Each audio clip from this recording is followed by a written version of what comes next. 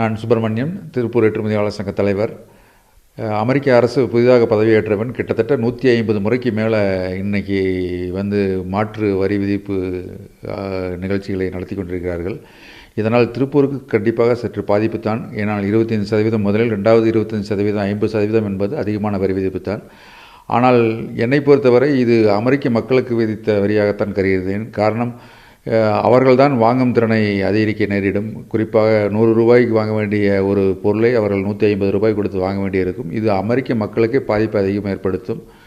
இருந்தாலும் எங்களுக்கு இது ஒரு பெரிய அதிர்ச்சி தான். கிட்டத்தட்ட சிறு குறு தொழில் நிறுவனங்கள் மிகுந்த பாதிப்புக்குள்ளாகும்.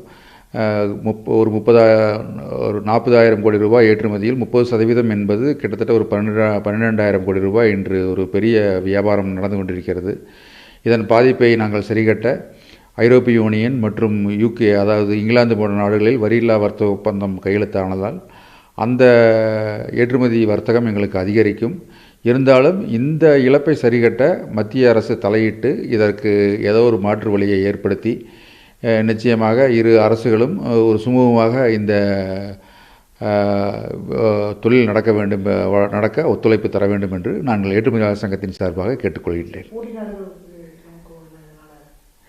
கண்டிப்பாக போட்டி நாடுகளில் இவ்வளவு 25% பெனால்ட்டி என்பது நம்ம இந்தியாவுக்கு மட்டுமே உள்ளது. 25% என்று இருந்திருந்தால் கூட நாம் ஒரு சமாளித்து கண்டிப்பாக செய்து கொண்டிருக்கலாம். அடுத்த 25% என்பது கண்டிப்பாக ஏற்றுக்கொள்ள முடியாத ஒன்று. கிட்டத்தட்ட ஒரு 12,000 கோடி ரூபாய்க்கு வர்த்தகம் திருப்பூரிலிருந்து ஏற்றுமதி ஆகி கொண்டிருக்கிறது. 30% 35% வர்த்தகம் அமெரிக்காவை நோக்கி சென்று கொண்டிருக்கிறது.